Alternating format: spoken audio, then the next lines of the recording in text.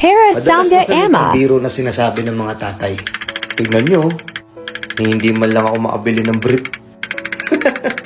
Sarcastic at patawa nilang sinasabi yung mga salita na yun. Tapos sasabihin natin sa kanila, may pera ka naman. Okay naman yung kinikita mo.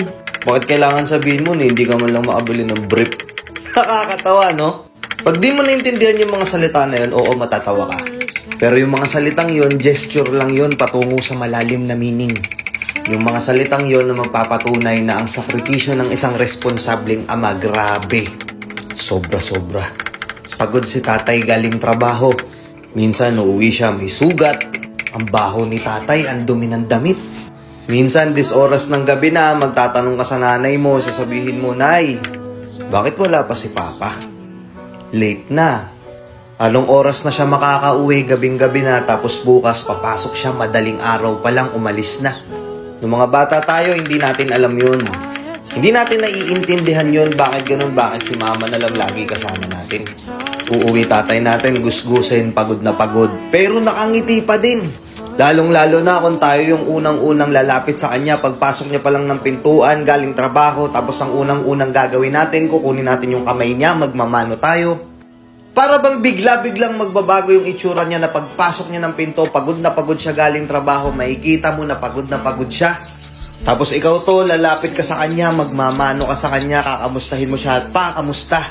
Bigla siyang ngingiti na parang akala mo hindi siya napagod buong maghapon.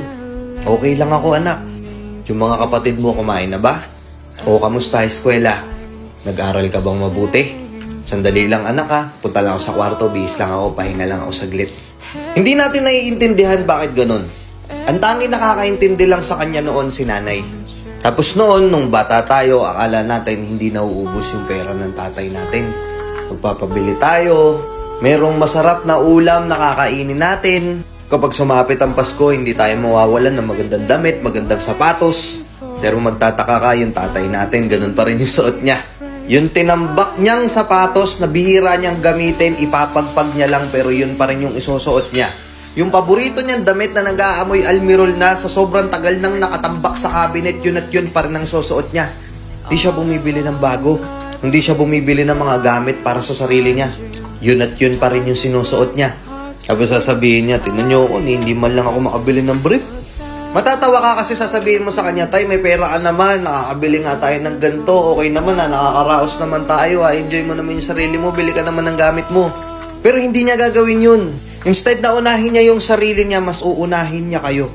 Instead na i-open up niya sa inyo na pagod siya, hindi, dadaanin ka sa kasinungalingan ng mga ngiti niya, tapos sasabihin niya, anak, okay lang ako, okay lang si Papa.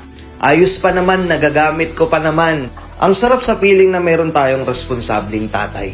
Hindi niya pinapabayaan si nanay, inaalagaan niya. Nabibili niya yung mga gusto natin. Ginagapang tayo para makapag-aral. Tapos makikita natin si tatay nakaupo sa lamesa, tulala, nag-iisip ng malalim. Hindi natin alam kung anong iniisip niya. Gusgusin na yung itsura niya, yung damit niya, hindi pa rin napapalitan ng bago, ganun pa din. Hindi natin naiintindihan noon kung bakit siya ganun. Pero deep inside, iniisip niya tayo. Ano pa yung kaya niyang gawin para mas gumanda yung buhay natin? Pilit niyang itinatago sa atin yung pagod, yung hirap na minsan papasok siya sa trabaho, ang toxic ng mga katrabaho niya. May mga gusto siyang bagay na bilhin pero hindi niya ginagawa dahil mas inuuna niya yung pamilya niya. Pagod na pagod siya sa trabaho, tagaktak yung pawis, minsan nakabilad sa ilalim ng araw, tatanungin mo siya kung okay lang ba siya. Sasagutin ka lang ng nakakaloko niyang ngiti, oo anak, okay lang naman si Papa. Lagi mong babantayan si Mama ha. Yung mga kapatid mo, wag mong papabayaan. Balang araw, maiintindihan mo din lahat ng sakripisyong to. Balang araw, kapag ikaw naman yung nagkapamilya, maiintindihan mo lahat ng ginagawa ko para sa inyo. Hindi man lang makabili ng brief si tatay. Pero naiintindihan ko kung bakit. Kasi alam ko, tumatakbo sa isip niya na instead na mas unahin niya yung sarili niya, mas uunahin niya yung pamilya niya. Iba talaga yung sakripisyo ng isang responsableng ama. 'Di ba? O tatanungin ulit kita, responsable ba yung asawa mo? Responsable ba yung tatay mo?